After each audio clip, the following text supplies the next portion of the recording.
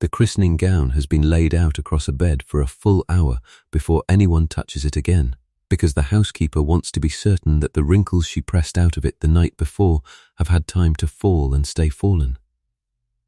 It is the 23rd of June, 1882, in the nursery wing of a country house in the West Riding of Yorkshire, and the gown itself is the colour of new snow under lamplight. A christening robe of Honiton lace laid over silk that has already dressed 4 generations of the family's infants, the eldest of whom is now a grandmother and stands in the next room adjusting her own hat in a long mirror.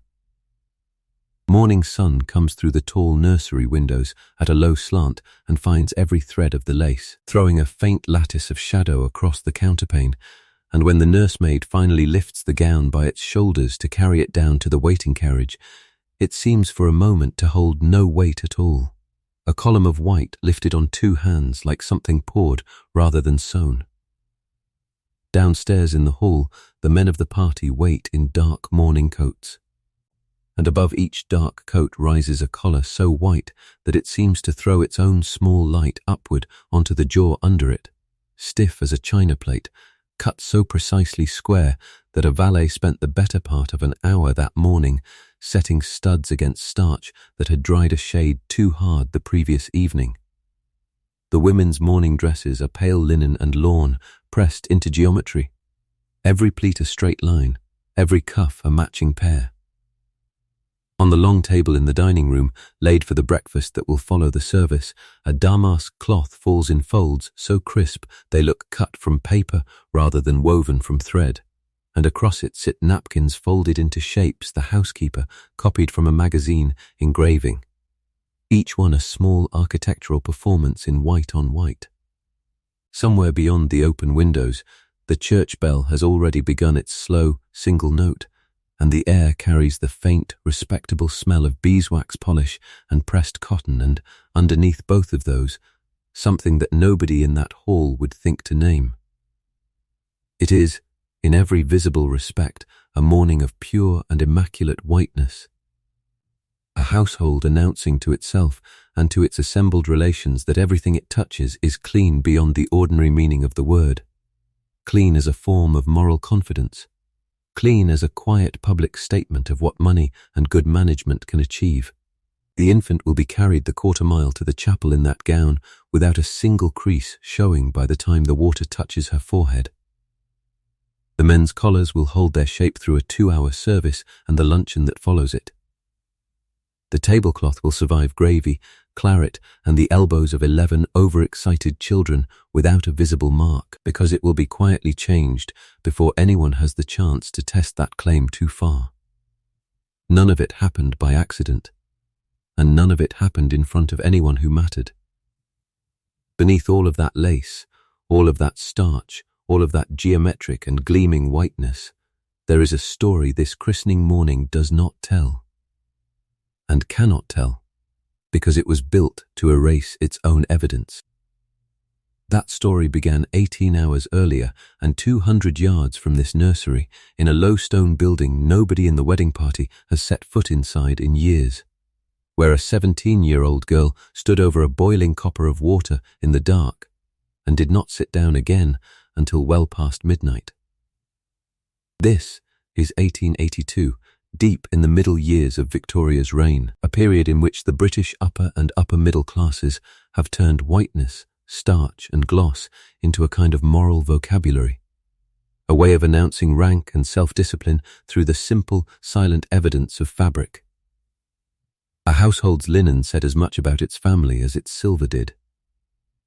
A visiting guest could read income, breeding, and personal discipline in the crease of a napkin, the shine of a collar, the exact whiteness of a christening gown against the vicar's black coat, and in every stratum of that obsession, in every one of the tens of thousands of British households wealthy enough to employ live-in servants, there existed a labour so physically brutal, so chemically hazardous, and so completely unspoken that most of the people who benefited from it every day of their lives could not have told you, with any accuracy, how their own linen actually came to be white. This video is that missing description. Not a polite gesture toward it, Not one sentence about washerwomen folded into a larger story about somebody else's morning.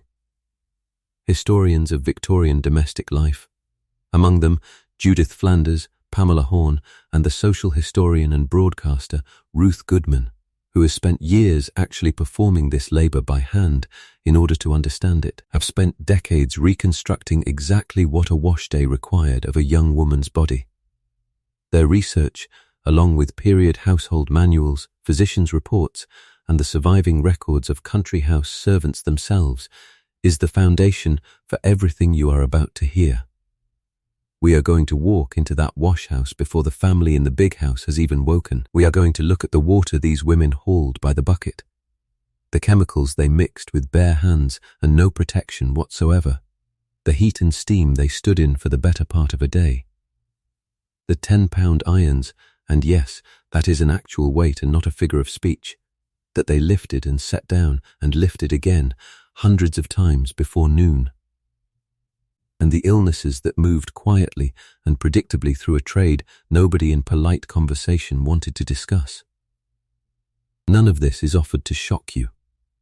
It is offered because it happened, to real women in staggering numbers across the entire length of the Victorian century, and because a spotless collar cannot be properly understood, cannot be properly seen until the room that produced it is seen too. Before we go further, if this is the kind of history you actually want, the version with the smell and the ache left in rather than edited politely out, take a moment to subscribe. It costs nothing, and it helps this kind of unhurried, source-grounded research keep getting made. And if there is a detail tonight that surprises you, something about the chemicals, or the hours, or the illness, leave it in a comment below. I read every one, and I am always curious which parts of this particular history land hardest with people encountering it for the first time. Let us begin then where this hidden morning actually began, not upstairs in the fine bedrooms, but in a stone building at the edge of the grounds, with the body of a girl who has already been awake for an hour before this story properly opens. Her name is Martha Sowerby, and on the morning of the christening she is 17 years old, though she has done the work of a grown woman for nearly 3 years already. She holds the position of second laundry maid at Aldermore House, a substantial but not enormous country estate belonging to a family who made their money 2 generations back in wool and have spent the years since carefully behaving as though they had always had it. Above Martha in the laundry hierarchy sits Mrs. Redfern, the head laundry maid, a woman in her 40s whose forearms are thicker than most of the footmen's and whose hands, Martha has noticed without ever saying so aloud, no longer look quite like hands at all, the skin gone shiny and strange across the knuckles from 25 years of lie and heat. Below Martha, when the house can afford one, is a laundry girl of 13 or 14 who fetches, carries, and is shouted at, and whom Martha treats on her better days with more patience than was ever shown to her. Martha is not a tall woman. She stands perhaps 5 feet and 2 inches, with the particular build the work itself has given her, strong through the forearms and shoulders in a way no corset maker would ever be asked to flatter, and already, at 17, faintly rounded through the upper back from bending for hours over a low ironing table built to a height decided decades ago by someone who never once stood at it. Her hands are the part of her that tells the truest story. They are red across the knuckles in a way that never fully fades even in the depths of summer. The skin at her fingertips thinned and occasionally split at the edges of the nails, and in winter she carries chilblains on 3 fingers that ache and itch in equal measure whenever she comes in from the cold to stand near a fire. She sleeps, when she sleeps, in a narrow iron bed in a shared attic room at the top of the house, and she eats what the kitchen sends up, at whatever hour the work allows her to eat it, which is rarely the hour anyone else in the household is eating the same meal. What is expected of Martha, every single day, is simple to state and brutal to perform. The household above her must never see, smell, or think about how its whiteness is achieved. Her hands must never appear at a moment when a member of the family might have to look at them and reckon with what produced them. Her work must be, in the fullest sense of the Victorian ideal, invisible, present only in its results, a spotless collar arriving in a gentleman's room each morning with no evidence attached of the person who made it spotless. She has one small private comfort that nobody in the house knows about. Not even Mrs. Redfern, which is a twist of dried lavender she keeps folded into a scrap of muslin at the bottom of her apron pocket, crushed fresh every few weeks from a straggling plant behind the wash-house wall. At the end of the longest days, when her hands smell so completely of lye and boiled wool that she cannot fall asleep without noticing it, she presses the lavender against her wrist and breathes it in until the other smell recedes enough to let her rest. She has never told anyone this, because she does not entirely know how to explain, even to herself, why it matters so much to her that she should still be able to smell like something other than the work. Today, the day of the christening, is not an ordinary day at Aldermore House. It is the day after the single hardest working stretch in Martha's month, the great periodic wash that the household schedules to fall just before any large occasion, so that every sheet, every napkin, every gown, and every collar in the house can be produced in a state the family will call, without any irony at all, effortless, to understand what that christening morning actually cost. We have to go back 18 hours to 4 o'clock the previous morning, when Martha Sowerby got out of her narrow bed in the dark, dressed by touch because a candle was an expense Mrs. Redfern discouraged before dawn, and walked down 3 flights of stairs and across a cold stone yard toward a building that was about to become, for the better part of 2 full days, the hottest and most dangerous room on the entire estate. If you picture a Victorian wash day at all, you probably picture something small and almost domestic, a woman bent over a single basin with a washboard, scrubbing a shirt or two before breakfast. The kind of scene later centuries turned into a tidy illustration for a children's history book. That picture belongs to a cottage, not a country house, and even there it understates the labour considerably. At a property the size of Aldermore House, laundry was not a daily chore folded quietly into the rhythm of the week. It was a scheduled industrial operation, planned around the calendar the way a harvest was planned, and it swallowed entire buildings, entire staffs, and, twice a month at minimum, the better part of 3 consecutive days. The reason for that scale sits in the sheer quantity of linen a household like this one generated and expected to have cleaned to an identical, unforgiving standard.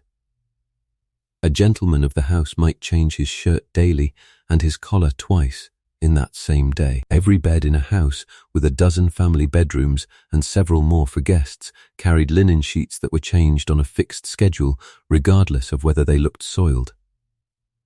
Every meal of any consequence used a fresh damask cloth and a full complement of napkins. The servants themselves, dozens of them in a house this size, had their own linen and their own aprons, caps, and collars, all of which needed washing on top of the family's.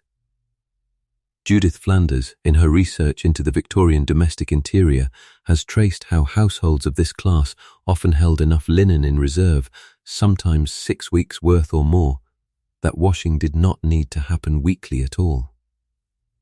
Instead, it happened in concentrated, brutal bursts, a fortnight or a month of accumulated laundry attacked all at once, which is precisely why the arrival of a christening, a house party, or any occasion likely to strain the linen cupboard triggered an unscheduled wash squeezed in ahead of the calendar, exactly the kind of wash Martha had just finished. The location of that wash mattered as much as its scale. A washhouse at a property like Aldermore stood apart from the main building entirely, usually across a yard or behind a wall, close enough for washerwomen to carry finished linen back to the house, but far enough that the steam, the smell of hot soap and boiling wool, and the noise of the work never reached a single window the family actually opened. This was not an accident of architecture. Domestic manuals of the period, Mrs.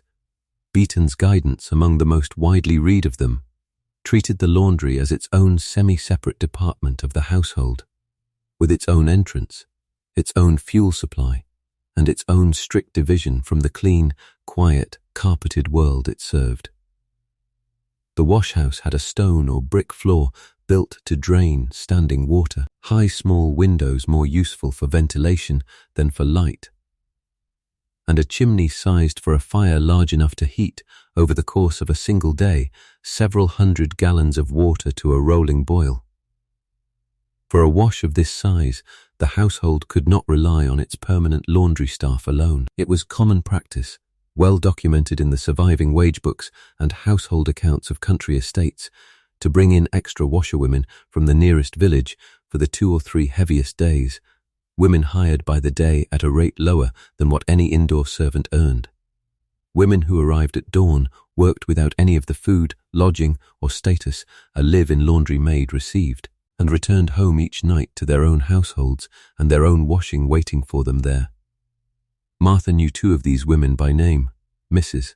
Iverson and her daughter Sarah, and had grown, over 3 years, to feel something close to a professional kinship with them, even though she would never have called it that aloud. They arrived at Aldermore an hour after Martha did, having already walked the better part of 2 miles. For Martha herself, the wash rotated across a fixed sequence she could have recited in her sleep, and frequently, by the 3rd day, very nearly did. The first day was for sorting and soaking, separating whites from coloureds, fine linens from coarse, badly soiled kitchen cloths from the family's good table linen, and setting the heaviest, dirtiest items to soak overnight in cold water to loosen the worst of the grime before any soap touched them. The second day, the day this story is describing, was the wash proper, the day of the coppers and the boiling and the dolly and the wringing, the single longest and most physically ruinous day of the 3. The 3rd day belonged to drying, starching, and the endless ironing that would occupy Martha and Mrs. Redfern well into the evening, sometimes past it. 3 days, repeated roughly twice a month, meant that for a significant portion of every single month of Martha's working life, this was simply what her body did, without pause, without variation, and largely without acknowledgement from anyone who slept in a bed she had made spotless. It would be a mistake to assume every household of the period ran this system the same way, and the differences matter. A shopkeeper's wife or a farm labourer's family washed their own linen at home, weekly, in a single tub, without a dedicated building or hired help, a different and in some ways less physically extreme experience simply because the volume was smaller, even if the individual labour of scrubbing and wringing was nearly as hard on the body pound for pound. It was specifically the great households, the ones with linen closets deep enough to hold 6 weeks of sheets and a staff large enough to field a specialised laundry department, that produced the particular brutal choreography Martha lived inside, a system built for efficiency of scale that had the accidental effect of concentrating an entire month's worth of punishing labour into a handful of days rather than spreading it thin. The historian Pamela Horn, cataloguing servant hierarchies across hundreds of surviving household records, notes that laundry work occupied its own distinct rung in the service ladder precisely because of this concentrated intensity, a rung most other servants, and certainly every member of the family upstairs, were content to leave entirely alone. There is something worth sitting with in the fact that an entire calendar, the timing of christenings, the scheduling of house parties, the private rhythm of when a family chose to entertain, bent itself around a labour nobody upstairs ever discussed by name. The dates were set with laundry in mind even when laundry itself was never mentioned in the planning. And in the wash-house itself, on that particular June morning, none of this history was on Martha's mind at all. What was on her mind, as she pushed open the heavy door and felt the residual damp chill of the stone building settle over her, was the fire she needed to build, the water she needed to haul, and the fact that the sky outside had not yet begun to lighten. If you imagine the water for a Victorian wash day arriving the way it does in a modern kitchen, at the turn of a handle, warm and endless and requiring nothing of the person using it, you are imagining a convenience that would not exist in most of Britain for another 60 or 70 years. The wash-house at Aldermore had no piped supply of its own. It had a hand pump connected to a well some 20 yards distant, and it had Martha, and on wash days it had whatever other pairs of hands could be spared. And every gallon of water that went into the enormous copper boilers standing along the far wall had to travel from that pump to those boilers inside a bucket, carried by a person. One trip at a time. The historian and living history practitioner Ruth Goodman, who has performed this exact labor herself as part of her research for her book on Victorian daily life, has described moving something in the region of 50 or 60 buckets of water over the course of a single wash day demonstration. And Aldermore's operation, feeding several coppers rather than one, required at least that volume and often more. A full copper held somewhere close to 20 gallons. Filling even one of them from a bucket carrying perhaps 2 gallons at a time meant 10 trips to the pump before the fire under it had even been lit, and the washhouse held 3 such coppers standing in a row, plus the separate rinsing tubs that would need their own fresh water later in the day. By the time Martha had filled every vessel that morning's wash required, she had walked the distance between the pump and the coppers, laden, more times than she could be bothered to count, and had done so before most of the household above her had even opened their eyes. The physical mechanics of this work deserve a moment of real attention, because it is easy to say the word water without picturing what it actually weighs. A full bucket of water weighs close to 20 pounds, carried at arm's length or braced against a hip. 20 pounds becomes considerably heavier by the 15th trip than it was on the first, and Martha's shoulders, wrists, and lower back absorbed that repeated strain on a schedule that offered no rest days built into the month. Only the natural rotation between wash days and the merely exhausting work that filled the days between them. She had learned, by her second year in the position, to carry a bucket in each hand rather than one, which spared her back at the cost of her forearms, and to time her breathing to the rhythm of her steps the way a person hauling any heavy, repetitive load eventually learns to do without ever being taught it directly. Once the coppers stood full, Martha's next task was the fire itself, and this required its own kind of skill. One Mrs. Redfern had drilled into her with the patience of a woman who understood that a badly built fire wasted coal, wasted time, and, worst of all, wasted the entire morning's schedule if the water failed to reach a boil before the household's linen needed to go into it. The fire sat in a brick surround under each copper, fed through a small iron door, and it needed to burn hot and steady for hours at a stretch. Not the brief, hearty blaze of a parlour fire, but a long, patient, managed heat that Martha had to monitor and feed throughout the morning, even as her attention was pulled toward a dozen other tasks happening simultaneously around her.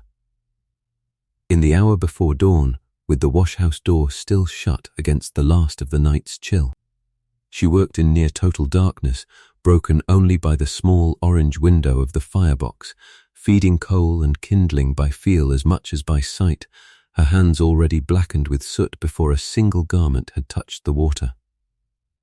There is a particular cruelty in the timing of this labor that is easy to overlook. The washhouse, in the hour before dawn, was cold, bitterly cold, stone-floored and stone-walled, and holding the previous night's temperature long after the sky outside had begun to grey. Martha worked in that cold for the better part of an hour, hauling water and building fires, her breath visible in the dim light, her hands stiff with it. Within another hour or two, once the coppers reached their boil and the steam began rolling up toward the low ceiling, that same room would become almost unbearably hot, hot enough that women working a full wash day routinely stripped down to the thinnest layers custom allowed, and still finished the day soaked through with their own sweat as much as with the water they were handling. Her body, in other words, was asked to survive genuine cold and then genuine heat within the same shift, with no interval of ordinary comfortable temperature in between, a swing that historians studying servant health have connected directly to the chronic rheumatism and joint pain so commonly reported among laundry staff by the time they reached their 30s, an age at which many other kinds of servants were still considered to be in the prime of their working lives. None of this labour, it is worth saying plainly, appeared anywhere in the finished result the family would eventually see. Nobody at the christening breakfast would ever be told that the tablecloth in front of them had required a 17-year-old girl to carry roughly 1,000 pounds of water across a stone yard in the dark, one bucket at a time, before building and tending 3 separate fires with her bare, blackened hands. The entire point of the arrangement was that this labour remain invisible, folded so completely out of the household's awareness that its cost could never be weighed against its result. And so Martha filled her coppers, built her fires, and waited, alone in the dark with the first hiss of steam beginning to rise, for the water to reach the boil that would let the actual washing begin. Ask most people what a Victorian laundry maid cleaned clothes with, and the honest answer is that most people have never thought about it at all, and if pressed would probably guess something close to modern soap, a mild bar meant to be gentle against skin. Because that is simply what soap means to a person who has never had to make whiteness happen without it. The reality standing in Martha's washhouse that morning was considerably harsher. A set of substances chosen entirely for their cleaning power and not at all for what they might do to the hands applying them. The base of Martha's cleaning arsenal was a hard pale yellow bar soap, sold by the pound and shaved or cut into flakes before use, a soap made with tallow or other animal fats saponified with a strong alkali and containing very little of the softening, scented additions a modern bar takes for granted. Alongside it sat washing soda, sodium carbonate in its crystalline form, a substance every household of the period bought by the block from the grocer specifically to cut through grease and soften the local water. Since hard water made soap far less effective and forced a laundress to use more of it for the same result.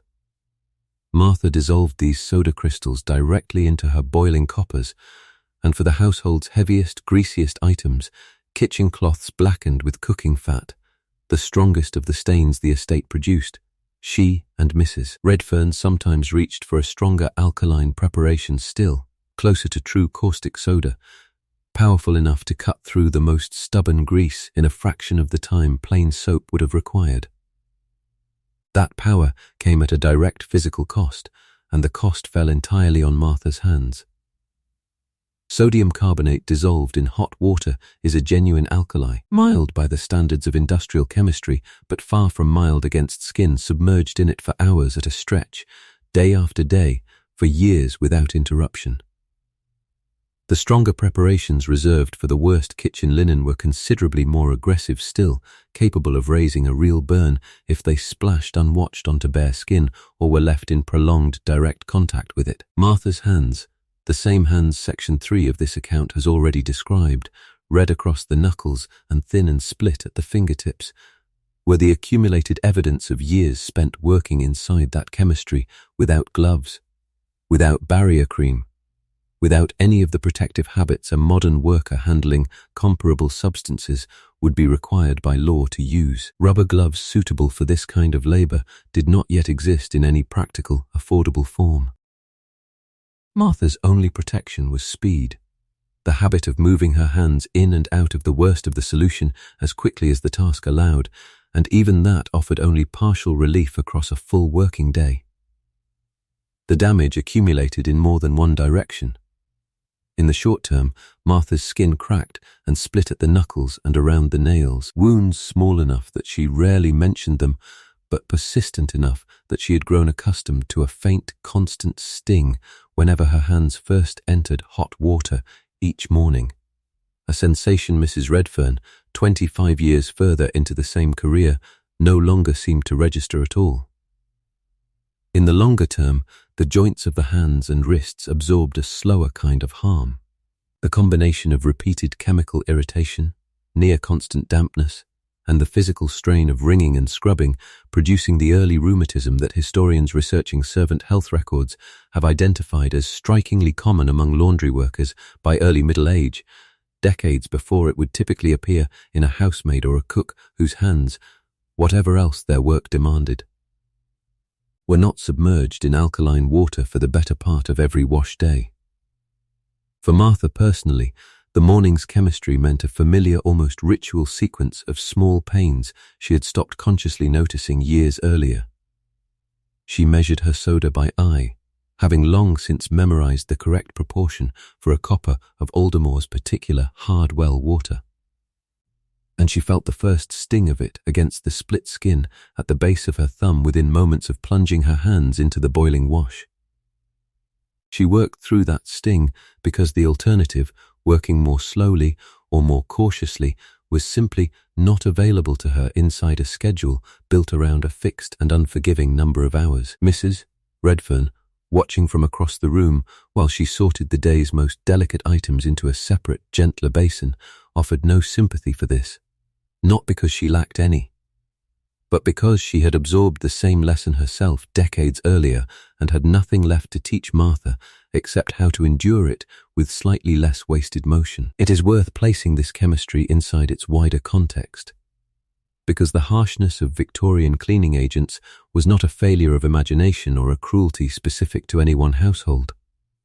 It was, by the standards of the period, simply what effective cleaning required, and the alternative, softer soaps and gentler treatments, would have failed to produce the standard of whiteness Victorian society had decided to demand of itself. Chemists and manufacturers spent the second half of the 19th century racing to develop milder, more consistent soaps for exactly this reason, and by the final years of the century, a new generation of manufactured soap, marketed directly on the promise of sparing a housewife's hands, would begin to change this picture, at least for the households that could afford it and chose to use it on their own washing rather than sending it out.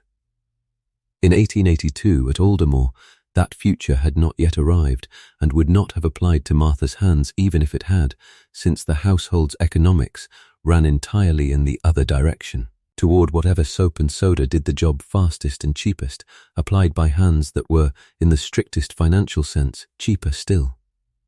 There is something clarifying about sitting with that fact for a moment rather than moving past it quickly. The whiteness that would walk through the chapel doors later that morning, wrapped around an infant who would never know any of this, was purchased with a chemistry deliberately chosen for its harshness, applied by a girl whose own skin had become collateral in a transaction she had no part in designing and no power to refuse. Ask someone to picture the physical action of Victorian laundry, and they will almost certainly picture scrubbing. A woman bent over a washboard working a garment back and forth against ridged wood. That image exists for a reason, since washboards were indeed part of the period's toolkit. But at a household the size of Aldermore, the far more constant and far more punishing physical action was not scrubbing at all. It was agitation on a much larger scale, moving heavy, sodden masses of linen through hot water using a wooden implement called a dolly, followed by the even harder task of wringing that same soaked linen dry enough to hang, by hand, with no machine to help. The dolly itself looked something like an oversized wooden stool turned upside down and fixed to a long handle, its splayed legs designed to push down through a tub of hot soapy water and force the movement through the fabric packed inside it that a human hand alone could never achieve at scale. Once Martha's linen had boiled in the copper long enough to loosen the worst of its dirt, it was transferred, dripping and scalding, into a large wooden dolly tub, and there she took up the handle and began turning and pressing the dolly down into the mass of cloth, twisting it one direction and then the other, forcing the hot water through layer after layer of sheets and shirts and tablecloths for something in the range of 45 minutes to an hour at a stretch, for each single tub load, of which a full wash day produced many. The motion demanded sustained effort from the shoulders, the upper back, and the forearms simultaneously, a compound, repetitive strain that had no natural resting point built into it, since stopping partway through a load meant the linen would simply not come clean. Once a load had been sufficiently dollied and rinsed, it faced the single most physically violent stage of the entire process, wringing. A soaked bedsheet holds an extraordinary quantity of water, several times its dry weight, and in 1882 the mechanical mangle, a device with two rollers that could squeeze water from fabric fed between them by turning a crank, existed at Aldermore and was used for some items. But it was slow.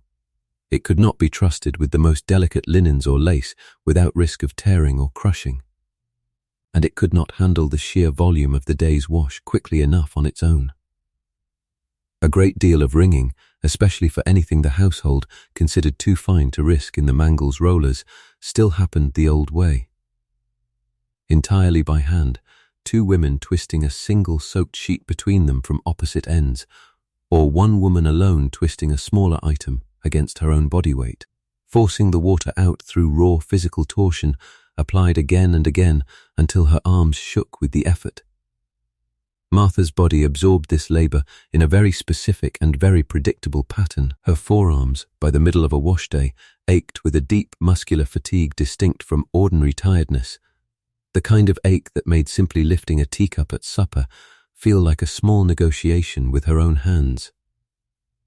Her shoulders carried the compound strain of the dolly's repetitive pushing motion, and her lower back, already asked to bend for hours over both the coppers and the ironing table on other days, took on an additional layer of torque every time she twisted her body to wring a heavy sheet. None of this happened in isolation from the chemical damage already done to her skin. Wringing meant gripping wet, soap-slicked fabric as tightly as her hands could manage, forcing already cracked and tender skin to bear direct, repeated pressure at exactly the points where it was most compromised, so that the two hazards, the chemistry and the mechanics, reinforced each other rather than existing as separate problems to be weighed independently.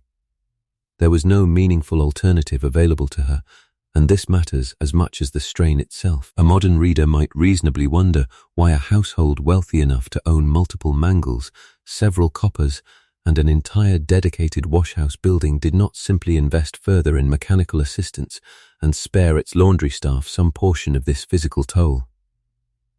The honest answer, borne out in the account books and equipment inventories that survive from country estates of this period, is that mechanical laundry aids in 1882 remained expensive, limited in what fine fabrics they could safely handle, and, from the perspective of an employer who did not perform the labor themselves, simply unnecessary to prioritize when human labor, specifically the labor of young working-class women with few other employment options, remained so much cheaper to acquire than machinery. The mangle existed.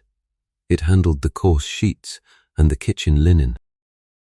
Everything the household considered valuable enough to protect from a machine's rollers was protected instead by Martha's own hands and her own accumulating physical damage. By her third year in the position, Martha had developed what she privately thought of, without ever using any medical language for it, as her wash-day hands, a state distinct from her ordinary daily condition, in which her fingers stiffened into a slight, persistent curl by the end of the second day of any wash cycle and did not fully relax again until a day or two after the cycle ended, only to begin the same slow deformation again at the start of the next one. She had noticed, without wanting to look at it too closely, that Mrs. Redfern's hands after 2.5 decades of this same labor no longer relaxed at all, holding a permanent, slightly clawed shape even at rest, a shape Martha recognized with a discomfort she never spoke aloud, as almost certainly her own future. The definition of physical labor meant something different in a Victorian washhouse than it meant almost anywhere else in a great house, and critically, everybody who did this particular work, from Martha to Mrs. Redfern to Mrs. Iverson and her daughter walking home each night to their own waiting laundry, understood and expected this toll as simply the shape their bodies would take in exchange for their wages. There was no separate category, in their own minds, marking this damage as remarkable or unjust. It was the job, and the job, that afternoon, was nowhere near finished. Most descriptions of Victorian domestic work, when they bother to mention the laundry at all, focus on what the hands were doing and leave out almost entirely what the air itself was doing to the person breathing it. Picture the washhouse only in terms of soap and water, and you miss what may have been its single most exhausting feature, which had nothing to do with any individual task and everything to do with simply existing inside that room for the better part of a working day. By the middle of the morning, with 3 coppers at a full rolling boil and a dolly tub or 2 also holding hot water, the washhouse at Aldermore had become an atmosphere closer to a steam bath than an ordinary indoor room. The small high windows built into the walls, positioned more for security and privacy than for airflow, allowed only a fraction of that steam to escape, and the rest simply hung in the space, thick enough by midday to soften the edges of everything Martha looked at, condensing on the cold stone walls and dripping steadily back down them in long dark streaks, beading on the undersides of the roof beams and falling, unpredictably, onto whoever happened to be standing under them. The air did not merely feel damp. It was damp in a way that could be tasted, thick with the smell of hot, wet wool, boiled soap, and the particular sourness of soiled linen finally giving up its dirt into the water. A smell that soaked into Martha's hair, her apron, and the skin of her own forearms so completely that she had long since stopped being able to detect it on herself, though she noticed it instantly on Mrs. Iverson each morning before the day's heat had built enough to mask it again. The heat itself, layered on top of that humidity, produced its own specific misery. Working directly over an open copper at a full boil meant standing for extended stretches within a few feet of a heat source close to that of an open oven, while simultaneously performing physically demanding work that generated its own internal heat through sheer muscular effort. Martha sweated continuously through the middle hours of the day. Her light cotton dress soaked through in patches regardless of how thin she had chosen to dress that morning, and the accumulated moisture in the air meant that sweat had nowhere efficient to evaporate to, leaving her feeling perpetually, uncomfortably wet in a way no amount of exertion managed to relieve. Her eyes, stinging faintly from soap fumes and the rising heat, blurred and watered for stretches at a time, and she had learned to work several of her most repetitive tasks almost by feel, since trying to focus her vision sharply through the thickest of the steam for any length of time left her with a dull, persistent headache that rarely fully cleared before the following morning. The cruelest part of this atmosphere was not the heat alone, but its violent alternation with cold, a pattern the earlier discussion of the coppers and water hauling has already touched on, but which deserves fuller attention here, since it repeated itself constantly throughout the day rather than only at its start. Every time a load of washing reached the stage where it needed to move from the boiling copper to the rinsing tub, and from the rinsing tub out to the drying yard to be hung, Martha's body travelled between environments that could scarcely have been more different. From the steam-saturated heat of the washhouse to the open, often overcast chill of an English June morning, carrying a heavy, dripping basket of linen the entire distance. She made this particular crossing dozens of times across a single wash day, her skin flushed and damp one moment and exposed to cool outdoor air the next, over and over, with no interval of ordinary, stable temperature anywhere in her working day at all. Historians studying occupational health in this period have connected exactly this pattern. Sustained heat and humidity punctuated by repeated exposure to cold, to the chronic respiratory and joint complaints so frequently recorded among laundry workers specifically, as distinct from other categories of domestic servant whose work, hard as it was, rarely asked their bodies to swing between such extremes multiple times an hour. The lungs, repeatedly filling with hot, saturated air before being abruptly exposed to cold outdoor air while already damp with sweat, were placed under a strain that period physicians working without modern respiratory science could not fully explain but frequently observed and documented in the servants who came to them complaining of chest pain, persistent coughs, and a tightness that seemed to worsen specifically on wash days rather than remaining constant throughout the week. We will return to exactly what this pattern eventually did to women like Martha later in this account, because its consequences were serious enough to deserve their own full and careful attention rather than a passing mention here. For now, in the washhouse itself, Martha simply worked through it, the way she worked through everything else the wash day asked of her, wiping her stinging eyes on the sleeve of her dress between tasks, breathing air thick enough to feel almost solid in her throat, and carrying basket after basket of dripping linen out into the cooler morning to hang along the lines strung across the drying yard, where at least, for the length of that single walk, she could feel something like a proper breath of clean air before turning back toward the door and the heat waiting for her on the other side of it. If you assume that Victorian whiteness came simply from soap, water, and a great deal of scrubbing, you are giving the era's laundry maids considerably less credit than their results actually required. Getting linen merely clean was one task. Getting it to the specific, brilliant, faintly blue-tinted white that Victorian society had decided constituted true cleanliness was a separate and more chemically involved pursuit entirely. One that depended on substances considerably more hazardous than soap, and that Martha handled, like everything else in her working day, with her bare hands. The oldest and gentlest of these whitening methods relied on nothing more dangerous than sunlight, and Aldermore's drying yard doubled, on clear days, as what an earlier generation would have called a bleaching green. A stretch of grass where the household's finest whites were laid flat in direct sun rather than simply hung to dry, since sunlight itself had a genuine, if slow, bleaching effect on natural fibers. This method cost nothing but time and a clear sky, both of which were in short supply on a schedule as tight as Aldermore's, and it was reserved mainly for the very best linen, the pieces that could afford to spend an extra day achieving their whiteness gradually rather than immediately. Everything else relied on chemistry, and the chemistry available to Martha in 1882 was considerably harsher than anything a modern household would keep within reach of a teenager.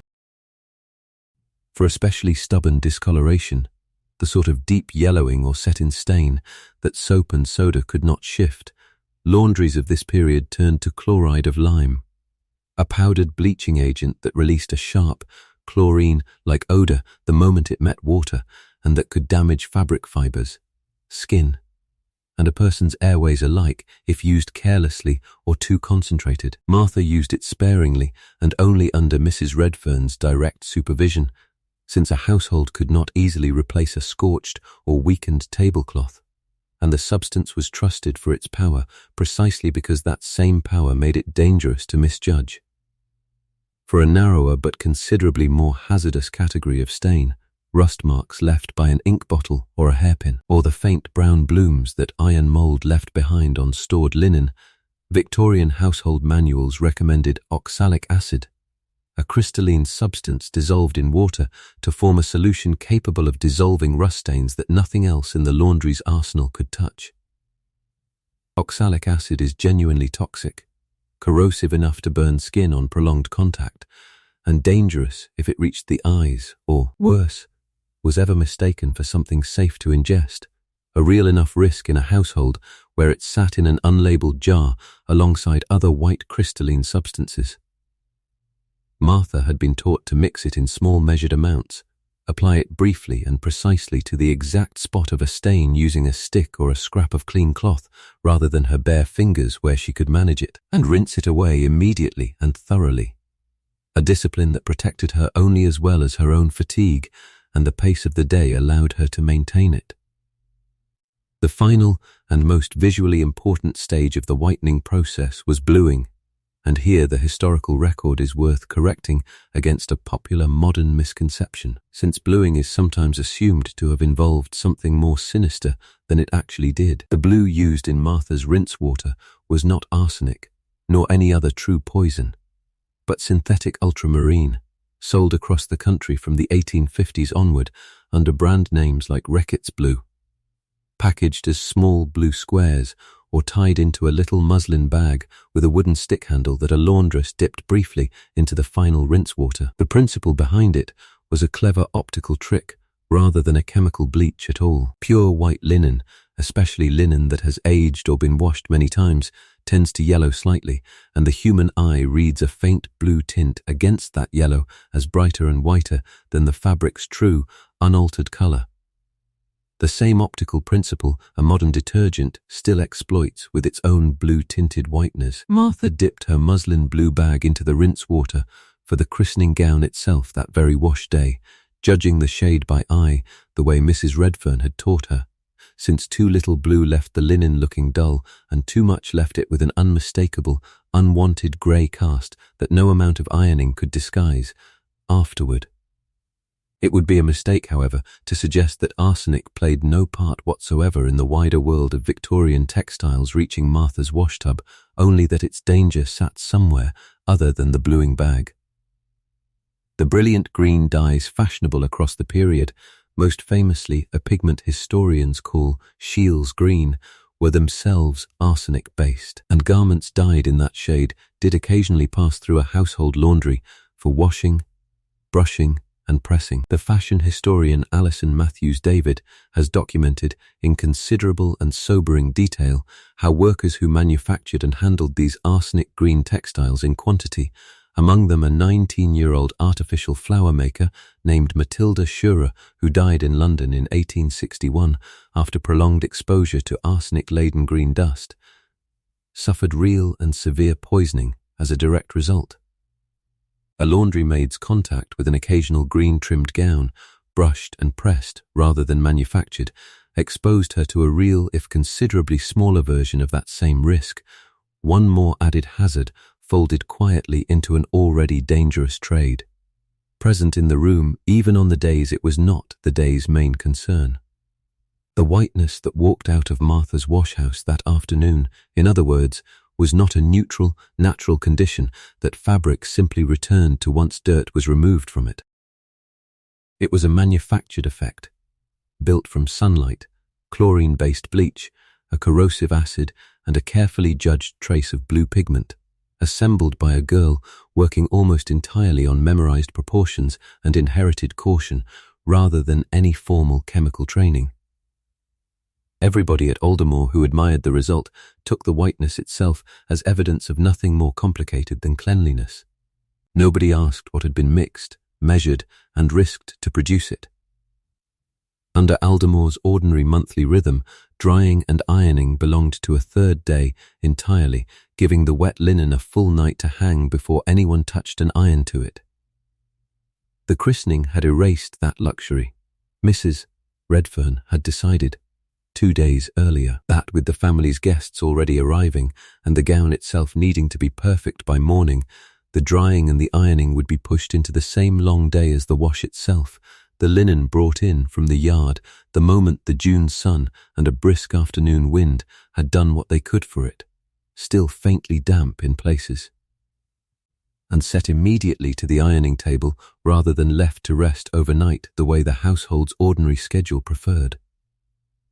It was this decision, more than any other single factor, that had turned Martha's already brutal day into the 20-hour stretch Section 3 of this account has already described, and it meant that by the time she reached the ironing table that evening, her arms already ruined by a full day of hauling, dollying and wringing, she still had the single most exacting and dangerous part of her work entirely ahead of her. If you picture ironing at all, you probably picture something closer to a modern chore. A lightweight appliance gliding easily across a shirt while a plug and a switch handle the actual heat. The tool waiting for Martha on the ironing table bore almost no resemblance to that. It was called a sad iron, or sometimes a flat iron, a solid slab of cast iron with a handle riveted or forged into its top, and the word sad in its name had nothing to do with sorrow. It came from an old English usage meaning heavy or solid, and the irons earned that description, honestly. A standard sad iron of the period weighed somewhere between 5 and 9 pounds, with the larger irons used for heavy linens and men's coats climbing well past that. This is not a figure of speech or an exaggeration offered for dramatic effect. It is an actual literal weight, verified against surviving examples in museum collections, and Martha lifted an iron of roughly that weight, set it down, lifted it again, and repeated that motion many hundreds of times across a single evening of ironing. Because a solid iron slab cools within a few minutes of leaving the heat source, no laundry of this scale could function with a single iron. Martha worked with at least 2, sometimes 3, rotating them in a fixed sequence, one heating on the kitchen range or on a dedicated ironing stove built specifically for the purpose, while the other did the actual work in her hand. so that the moment the iron in use began to cool below an effective temperature, she could set it aside to reheat and take up its already hot partner without losing the rhythm of the work. Households wealthy enough to maintain a serious laundry department, Aldermore among them, often used a separate charcoal-burning box iron for certain tasks. A hollow-bodied iron with a small hinged door in its back into which glowing charcoal or coals from the kitchen fire could be loaded directly, letting the iron generate and hold its own heat rather than depending entirely on repeated trips. Back to an external stove. This solved one problem and created another. A box iron working in a small, poorly ventilated laundry room released the same fumes any enclosed charcoal fire produces. And Martha, working close over that heat for hours at a stretch in a room already thick with the day's leftover steam, often finished an evening of ironing with a headache that felt different from ordinary fatigue.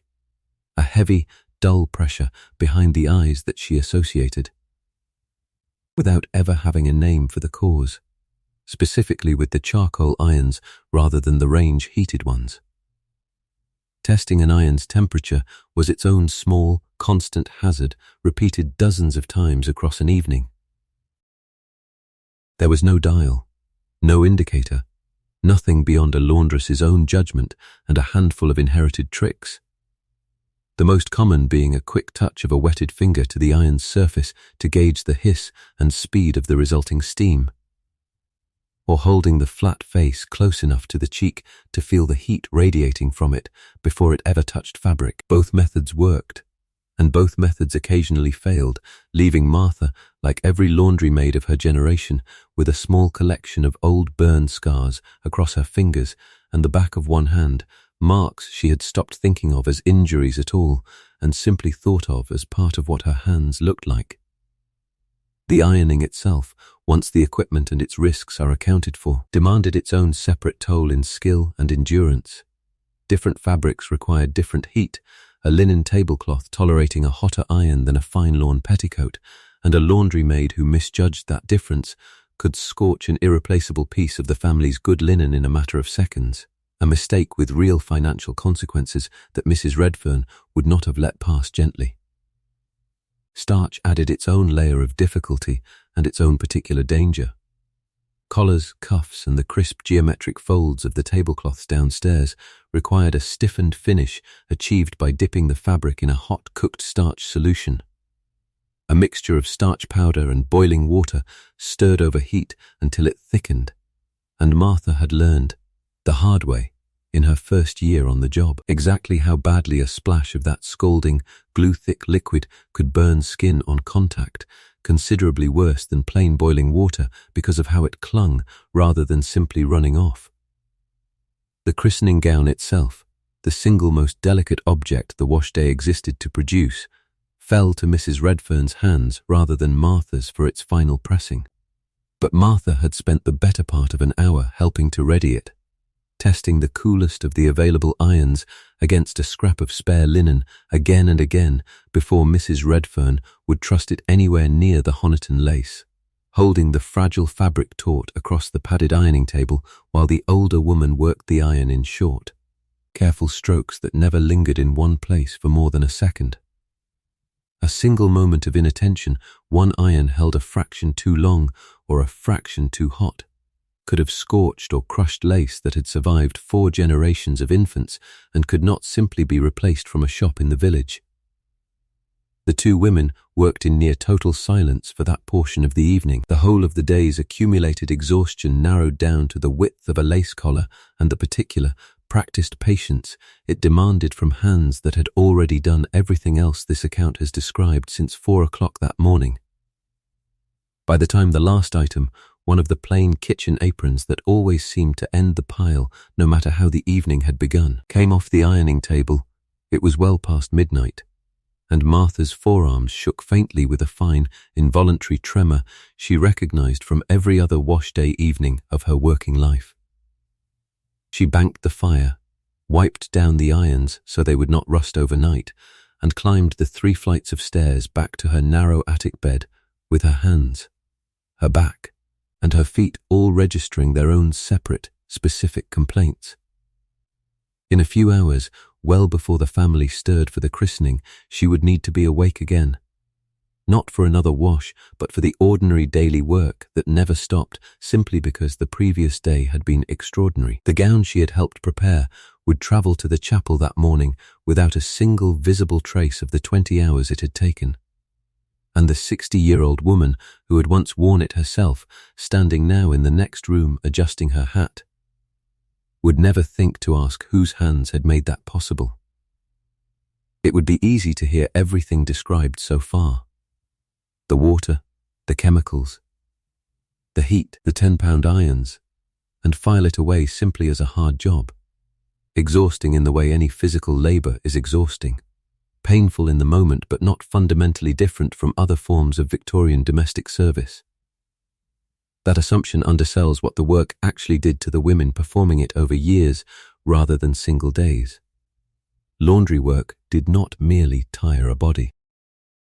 It measurably shortened the working lives of the women inside it through a specific and well-documented set of illnesses that other categories of household servant encountered far less often, if at all.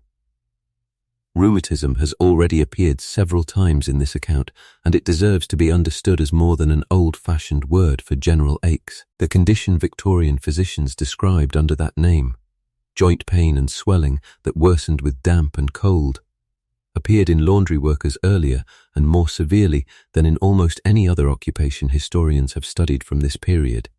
A direct consequence of the temperature swings and constant moisture this account has already traced hour by hour through Martha's day. By her 30s, a laundry maid frequently carried the joints of a woman twice her age. And Mrs. Redfern, at not quite 50, already climbed the washhouse steps each morning with a stiffness in her knees she managed rather than mentioned. Respiratory illness posed a still graver threat, and here the historical record is unusually direct about naming laundry work specifically as a contributing cause. Physicians writing across the second half of the 19th century repeatedly linked the hot, saturated air of an enclosed washhouse to phthisis, the period's term for what we would now call pulmonary tuberculosis.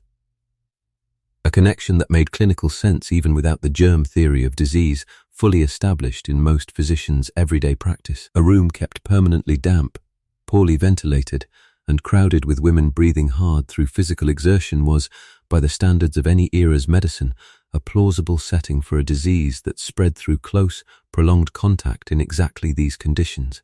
Tuberculosis moved through the Victorian working classes generally at a rate almost impossible to overstate from a modern vantage point.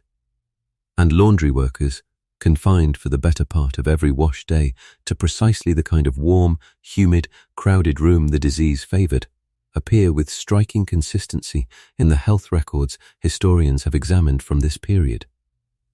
There was a second, more specific danger folded into the same trade, one connected not to the washhouse's atmosphere, but to the linen itself. A special sanitary commission reported in the Lancet in 1877, examining a series of smallpox outbreaks, identified soiled household linen passing through the hands of washerwomen as a significant and previously underappreciated route of transmission, since sheets, nightclothes and towels from a sick room carried infectious material directly into the hands of the woman assigned to clean them, often with no warning that the household in question had been harbouring illness at all. A laundry maid working inside a single large household, as Martha did, faced a narrower version of this risk than a washerwoman taking in linen from multiple homes across a village or town. But the risk had not vanished entirely. Sickroom linen from anywhere in Aldermore's household, family or servants alike, still passed eventually through Martha's hands, and neither she nor Mrs. Redfern possessed any reliable way to know, before the fact, which basket of dirty sheets might be carrying more than dirt. Martha herself had experienced this uncertainty directly the previous winter, when the youngest of the family's children had come down with scarlet fever and spent the better part of 3 weeks confined to the nursery under a doctor's supervision.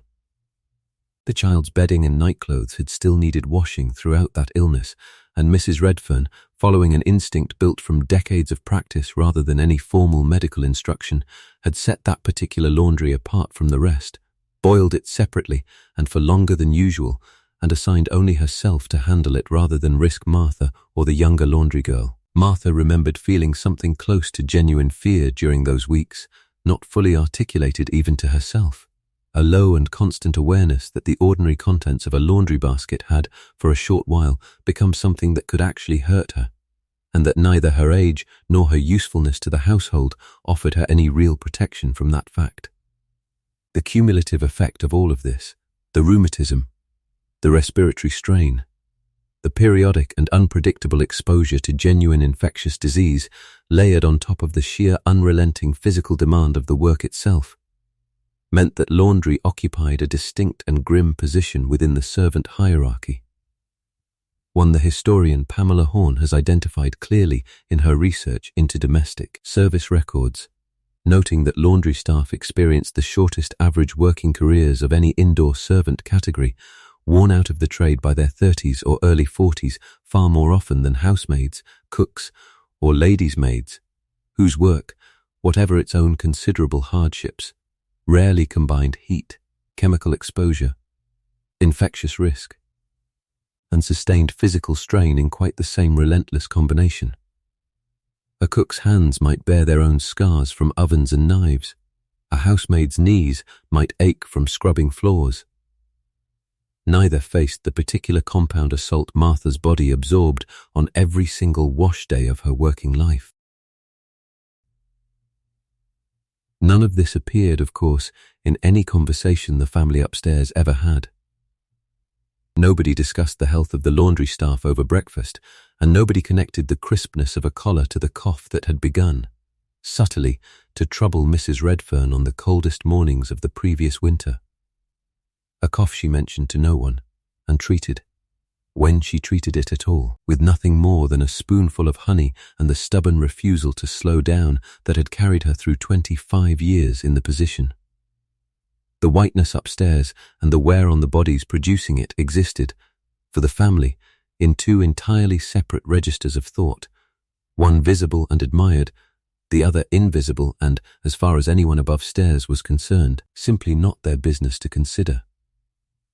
A visitor unfamiliar with the internal workings of a Victorian country house might reasonably assume that a household's servants, whatever their individual duties, occupied roughly the same rung of respect and reward, distinguished mainly by which room they worked in, rather than by any meaningful difference in standing. Nothing about life below stairs at Aldermore or at any comparable house of the period would have supported that assumption. Domestic service ran on a strict and closely observed hierarchy, and within that hierarchy, despite performing work that historians now recognize as among the most physically destructive any servant faced, the laundry maid sat close to its bottom. The clearest evidence of this ranking survives in the wage books that country estates kept with meticulous, almost obsessive care. A cook, particularly a skilled one capable of producing the elaborate multi-course meals a house like Aldermore expected for its dinner parties, commanded wages that could rival or exceed those of a housekeeper. A lady's maid, working in close daily proximity to the family and required to understand fashion, hairdressing, and the delicate diplomacy of personal service, earned a respectable middle-tier salary and often received cast-off clothing from her mistress as a valuable, unofficial supplement to her pay. A housemaid, doing physically demanding but comparatively dry and visible work, sat in the middle of the scale. Laundry maids, Martha included, sat below all of them, earning wages that reflected not the difficulty of the labor, but its perceived lack of skill and its total invisibility to the family, whose good opinion, in a house run on hierarchy and patronage, translated directly into advancement and reward. That invisibility cut in more than one direction. A cook who produced a particularly memorable dinner might receive a word of praise passed down through the housekeeper, a small but real currency in a servant's working life. A lady's maid who dressed her mistress well for an important occasion shared, in a modest reflected way, in the credit for how that mistress appeared. A laundry maid's success was measured only by the complete absence of anyone noticing her work at all, since noticing generally meant something had gone wrong. A scorch mark, a grey-tinged collar, a missing button. There was no version of praise available to Martha that did not first require some kind of visible failure to praise her for avoiding. Historians, including Frank Dawes, drawing on the hundreds of personal letters and reminiscences he collected from former servants and their descendants, have noted this particular structural cruelty repeatedly. The way laundry work offered its practitioners almost no path toward the kind of individual recognition that made other, equally hard forms of service at least occasionally bearable. The social distance extended into the household's own internal culture as well.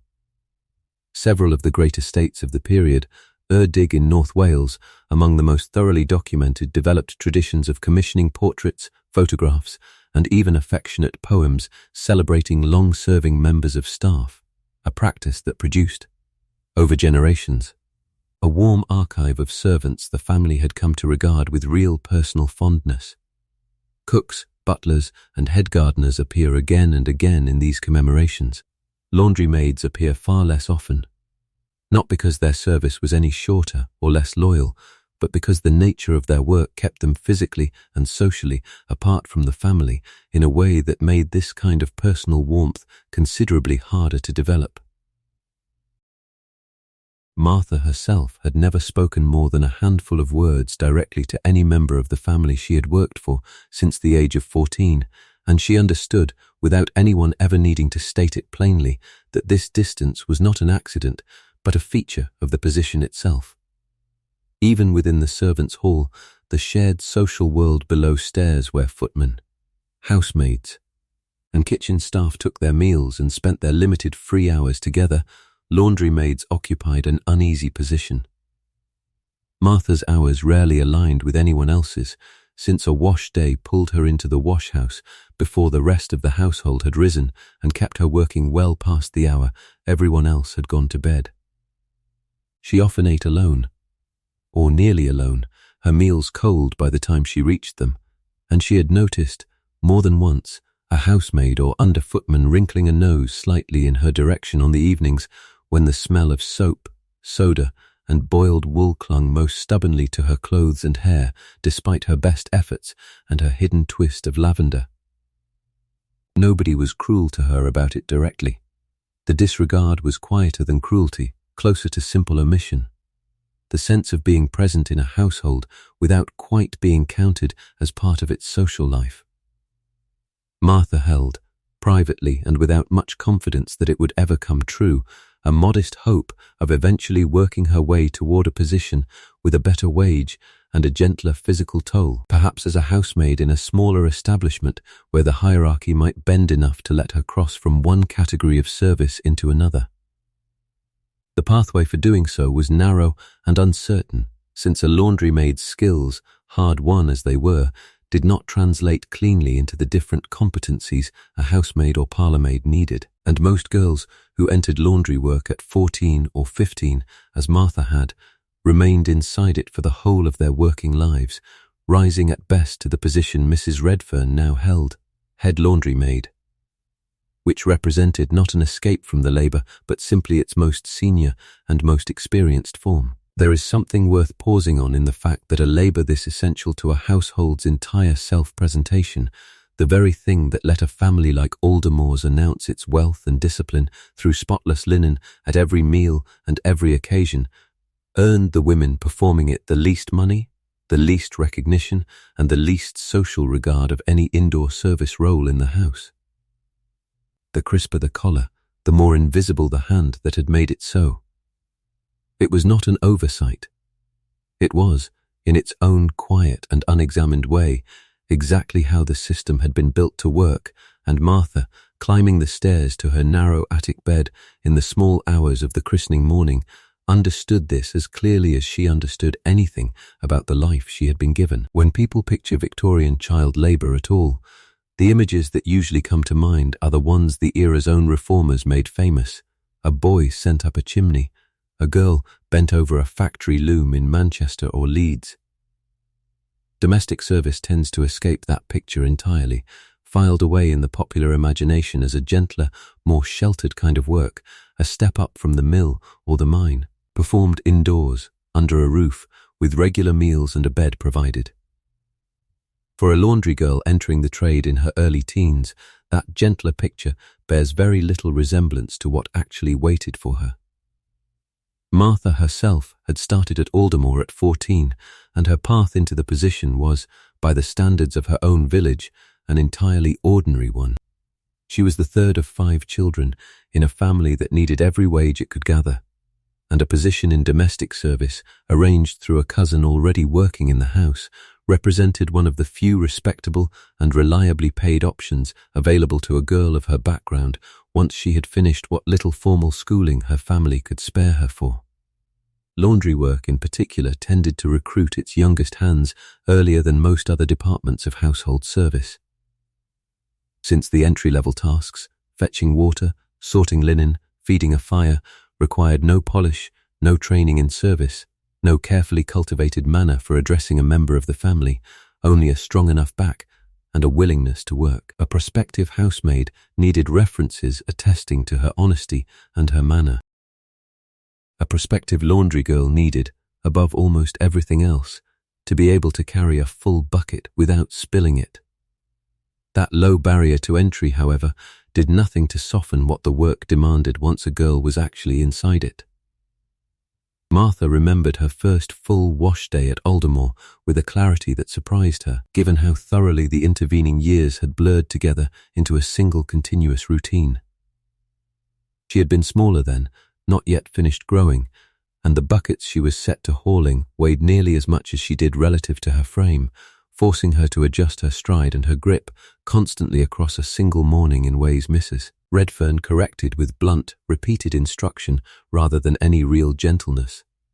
She remembered, too, the first time a splash of the strongest soda solution caught the inside of her wrist, a bright, unfamiliar sting that had made her gasp aloud, and Mrs. Redfern's response.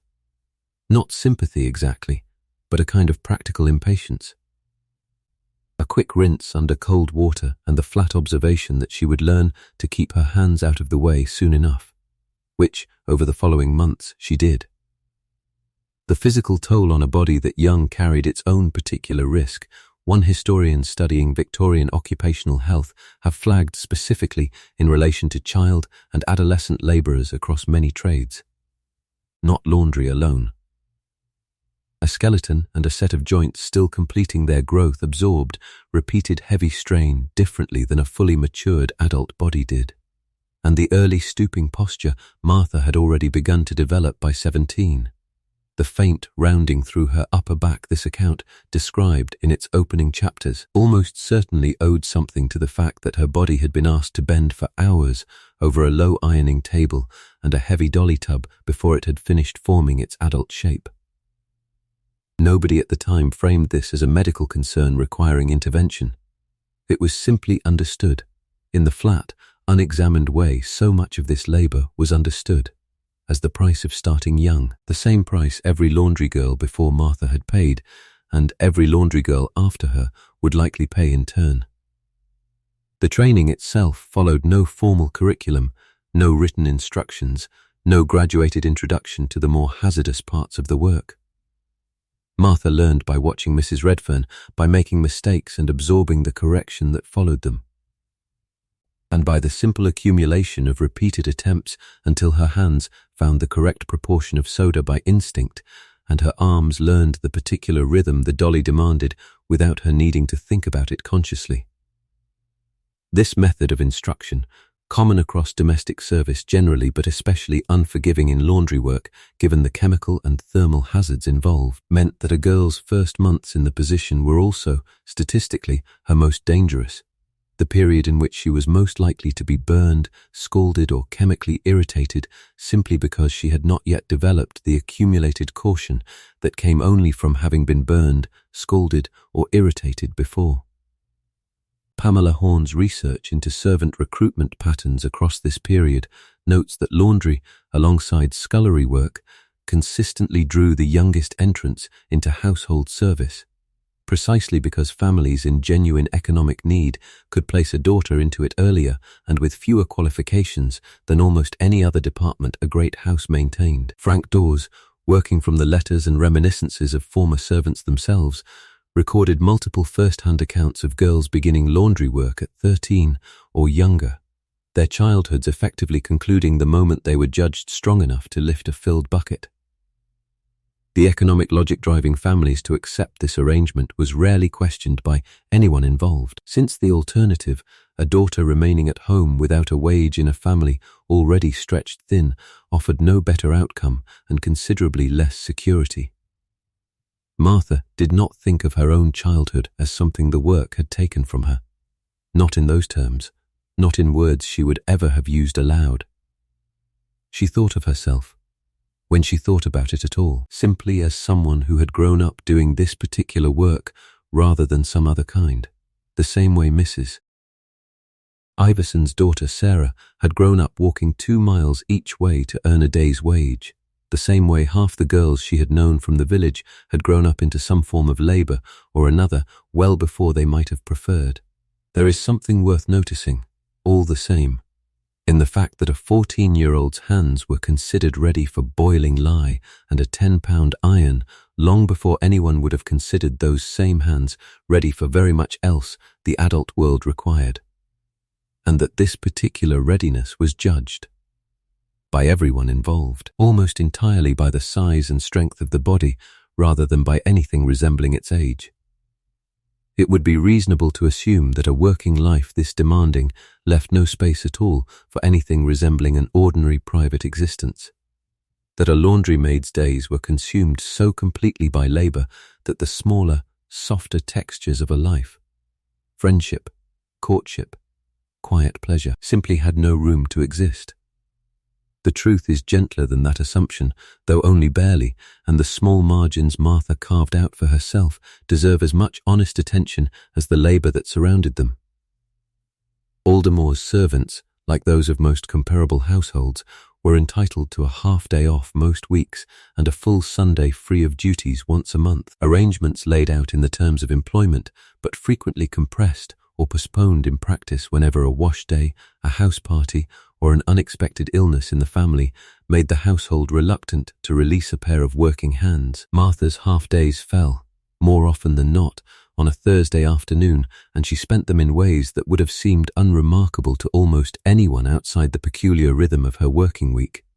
Walking into the nearby village to visit her mother, sitting for an hour in the small parish church where the quiet and the stillness offered a version of rest her own body rarely otherwise received, or simply lying on her narrow attic bed with the window cracked open, doing nothing at all, an activity she had come to treasure precisely because so little of her week allowed for it.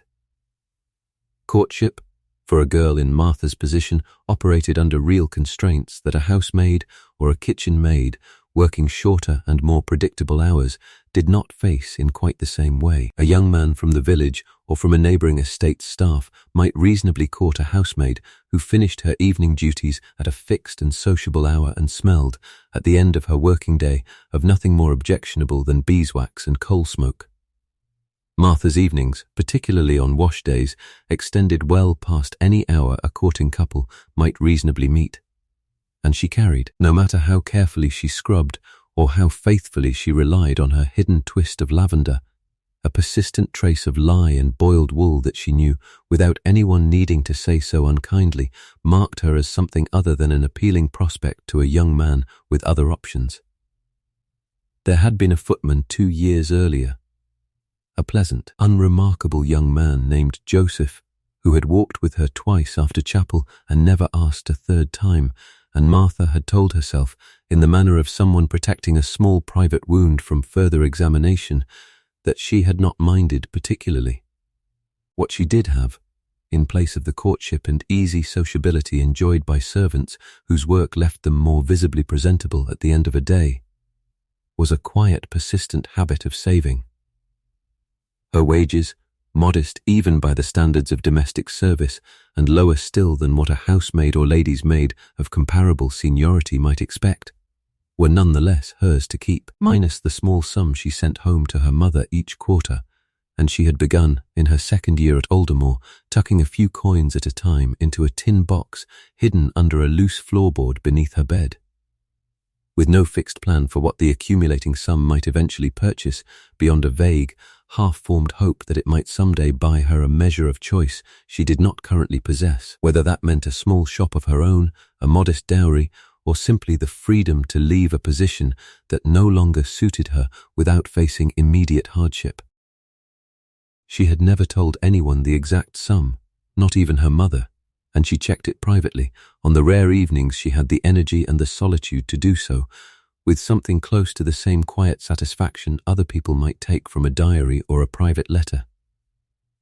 Historians examining servants' personal finances from this period, drawing on the account books some households kept of wages paid and the occasional surviving diary or correspondence from servants themselves, have noted that this kind of careful, incremental saving represented one of the few forms of genuine agency available to a young woman in Martha's position. A small private economy running entirely outside the household's awareness.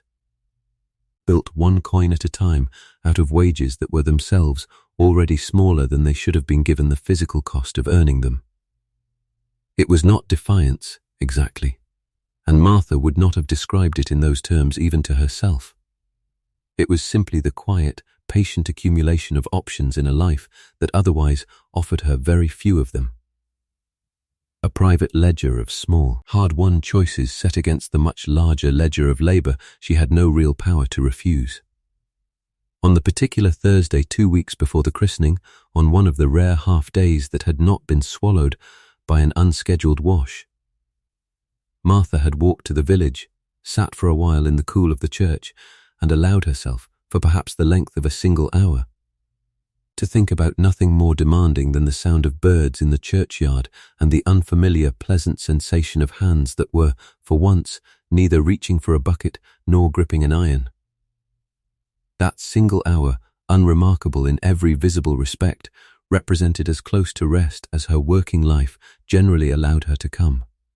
And she had returned to Aldermore afterward, as she always did, ready to resume a labour that would, within a fortnight, demand of her body everything this account has already described. It is tempting to imagine the entire span of the Victorian era as a single unchanging picture where laundry is concerned. The same coppers, the same dollies, the same £10 irons from the young Queen's coronation through to her old age. That picture is not quite accurate, and the years immediately surrounding 1882 mark a genuine hinge point in the story. Even if the change arriving on the horizon had not yet reached a household like Aldermore, and would not reach it, in any meaningful way, for a good while longer, commercial steam laundries, purpose-built facilities that washed linen for paying customers rather than for a single household's own staff, had begun opening in British towns and cities from the late 1870s onward, a handful of years before the christening this account has followed. These establishments used equipment no private country house washhouse yet possessed, steam-driven mangles and calendars that could press and smooth flat linen at a scale and speed no human arm could match, and a new device called a hydro-extractor, an early form of centrifuge that spun soaked linen at high speed inside a perforated drum to force water out through mechanical force rather than through a woman's own twisting arms. A load that took Martha and Mrs. Redfern the better part of an hour to wring by hand could, in one of these new facilities, be substantially dried of its excess water in a matter of minutes. None of this had touched Aldermore, and it would be a mistake to assume that its absence there reflected simple ignorance or a failure to notice what was becoming available elsewhere. The resistance ran deeper than that, rooted in the same logic of visible self-sufficiency that had built the estate's dedicated wash-house in the first place. A great house of Aldermore's standing took a certain pride in producing everything associated with its own presentation entirely within its own walls and grounds. Its own bread, its own preserved fruit, its own linen washed and finished by its own staff, and sending the family's finest table linen or the christening gown itself out to a commercial establishment, modern as its equipment might be, would have registered, within the particular social logic of the period, as a small but real admission that the household could not fully manage its own domestic affairs. Commercial laundries served, in these early years, mainly the growing urban middle classes, families without the space, the staff, or the inclination to maintain a wash-house of their own. precisely the class of household a great estate like Aldermore defined itself against. Martha had heard of these new establishments only second-hand, through a fragment of conversation Mrs. Iverson had passed along one wash day, mentioning that her own son had taken work near one of the new steam laundries that had opened in a nearby town, tending machinery rather than washing anything by hand himself. Martha had turned the idea over for a while afterward, in the unhurried way a person considers a piece of news that does not yet touch their own life directly, wondering whether a machine of that kind might someday make its way to a house like Aldermore, and, if it did, whether it would put her out of a position entirely or simply change the particular shape of the labor she performed inside it. She reached no settled conclusion, and in this she was not unusual. The historical record suggests that most domestic laundry staff of the period regarded the emerging steam laundry trade with a similarly mixed and uncertain curiosity, aware that something was changing somewhere in the wider world, without any clear sense of whether or when that change would reach the particular washhouse where they themselves stood each morning. It is worth resisting, all the same, any temptation to imagine the machine as a straightforward rescue waiting just around the corner.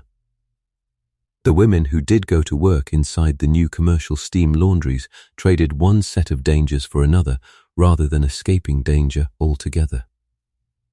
The heavy rollers of an industrial mangle, driven by steam power rather than a hand crank, moved with far more force than anything in Martha's washhouse and carried a well-documented risk of catching and crushing a hand or an arm if a worker's attention lapsed for even a moment, since safety guards on this early machinery remained minimal or entirely absent. The rooms themselves, filled with multiple steam-driven machines running continuously rather than a handful of coal-fired coppers, could grow just as hot and just as saturated with moisture as any country house washhouse, simply on a larger and more industrial scale. Wages in these new establishments, moreover, remained low, since the same working-class women who had always supplied the labor for hand laundry work now supplied it for the machines that were beginning to replace some portion of that labor. And the ownership and profit of the new steam laundries accrued to businessmen rather than to the women operating the equipment inside them. The genuine shift, when it eventually came for households like Aldermore, would arrive slowly and unevenly across the final years of the century and the opening ones of the next, county by county and estate by estate, as commercial laundries proved their reliability with less precious items before ever being trusted with a family's finest linen. And as the mechanical advances Martha had heard about only second-hand gradually became reliable and affordable enough to install even within a private washhouse rather than requiring a trip to a separate commercial building at all, none of that future belonged to Martha in any way she could presently use. She would go on hauling her own water, mixing her own soda, and wringing her own linen by hand for a good many wash days yet to come. And whatever eventual relief the machines might bring to laundry workers more broadly, it would not undo a single hour of the labor she had already given, nor soften a single joint already stiffened by the years she had spent inside a trade that history, moving at its own indifferent pace, was only just beginning to reconsider. There is one further dimension to this work that most accounts of Victorian domestic service leave out almost entirely. Perhaps because it sits at an angle to the physical labor this account has otherwise followed so closely. A modern person picturing a pile of dirty linen probably pictures exactly that and nothing more. An unremarkable mass of soiled fabric carrying no information beyond the simple fact that it needed washing.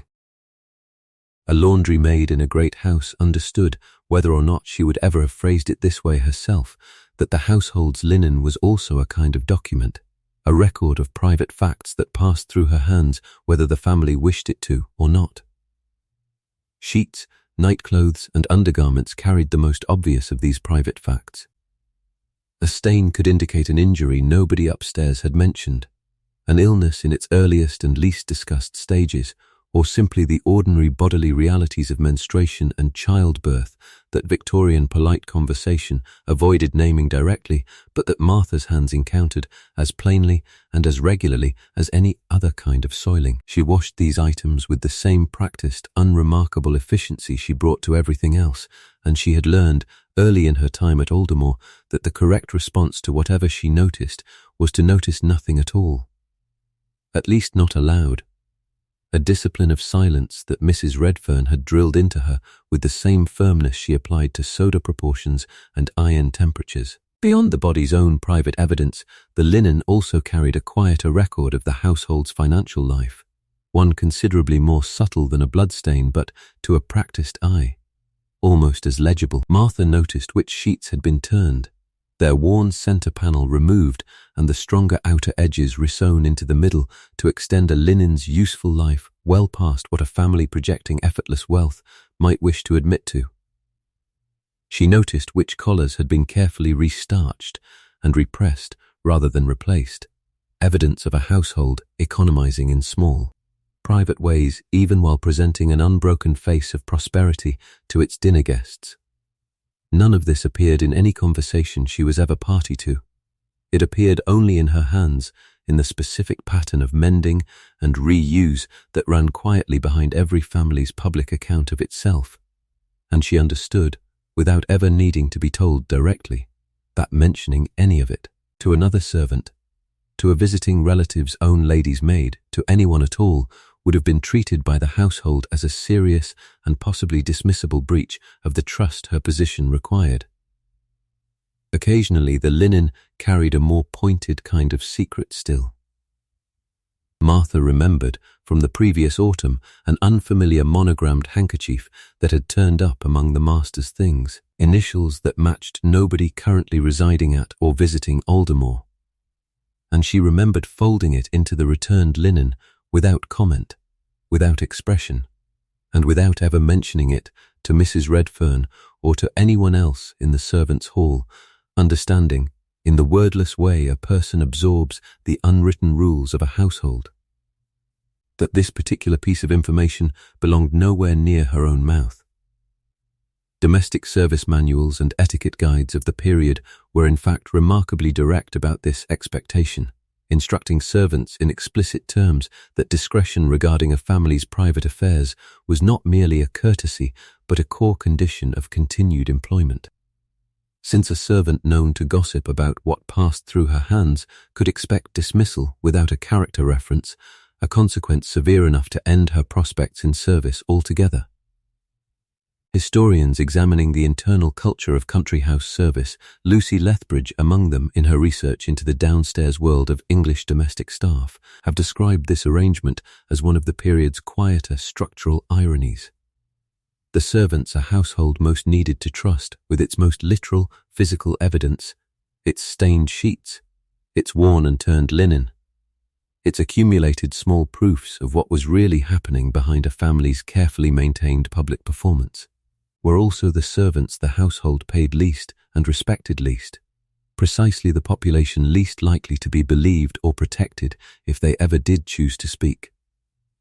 The family's secrets were safest, in other words, not because nobody below stairs knew them, but because the people who knew them had the most to lose, and the least standing from which to say so. Martha herself carried this knowledge lightly, without any particular sense of burden or resentment attached to it, since it had simply become part of the fabric, so to speak, of her working life, one more category of information she processed and set aside in the same unremarkable way she processed a stain or a scorch mark. She had grown, over 3 years, into a kind of practiced blindness that was not blindness at all, but its precise opposite. A fully attentive noticing paired with an equally disciplined silence. The two held together so consistently that neither Mrs. Redfern nor any member of the family upstairs would ever have described Martha as a particularly observant girl. She was, in fact, one of the most quietly informed people in the entire household, and this too, like so much else this account has described, remained invisible to everyone who benefited from her discretion. The christening gown itself, on this particular morning, carried no secrets of that darker kind. Only the ordinary evidence of careful handling and 4 generations of gentle wear. And Martha, watching from a discreet distance as the family gathered in the hall below the nursery, felt something closer to quiet satisfaction than to any of the private knowledge she otherwise carried. Whatever else passed through her hands across a working life spent inside this trade, this particular morning's linen had asked nothing more complicated of her than the labor this account has already described in full, and for once, that felt almost like enough. Everything this account has described so far took place on a fair June day, warm enough that the drying yard could double on its better afternoons as a genuine bleaching green, and it would be a mistake to assume that the day of the christening represented the hardest version of Martha's working year. It did not. Whatever the wash day cost her in June, the same labor, performed across the depths of a Yorkshire winter, cost considerably more, and any full account of this trade has to reckon honestly with the coldest months rather than resting comfortably inside the mildest one. The pump itself, in a hard frost, could freeze solid overnight, its handle refusing to move at all until someone had poured a kettle of warm water over the mechanism to loosen the ice inside it, a task that added a full extra step, and a fresh source of frustration to the very first minutes of Martha's morning before she had drawn a single bucket. The washhouse's stone floor, always cold before the fires were lit, held a winter chill that seemed to climb up through the soles of her boots and settle directly into her joints, and the chilblains that troubled 3 of her fingers in an ordinary winter grew worse rather than better on wash days specifically. The repeated cycle of icy water followed by scalding water followed by icy outdoor air, proving far harder on already inflamed skin than either extreme would have been alone. The drying presented its own particular winter cruelty, one that summer spared Martha entirely. Linen hung outdoors on a freezing January afternoon did not simply dry slowly. It froze, the wet fabric stiffening within minutes into something closer to a board than a sheet. Sheets and shirts holding their hung shape in rigid ice-glazed folds that had to be carried back indoors, still frozen and thawed gradually near a fire before the actual drying could even properly begin.